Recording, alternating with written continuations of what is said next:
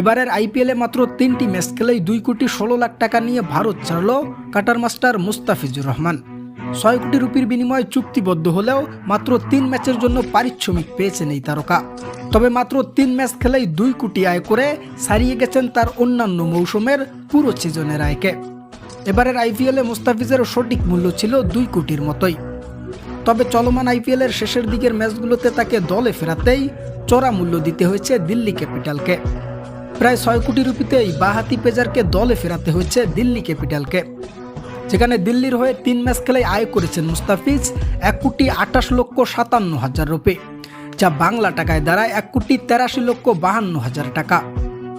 6 কোটি রুপিতে দলে নিলেও মূলত এই অর্থ নিয়েই বাংলার এই পেজারকে ভারত ছাড়তে হয়েছে। তবে বাকি রুপিগুলো মুস্তাফিজকে না দেওয়ার মূল কারণ হচ্ছে ফিজের মোট অর্থ থেকে বিগত ম্যাচগুলোর আনুপাতিক হার হিসেবে কেটে নিয়েছে দিল্লি ক্যাপিটাল। ফলে মাত্র 2 কোটি টাকা নিয়েই এবারের আইপিএল শেষ করতে হয়েছে এই তারকাকে।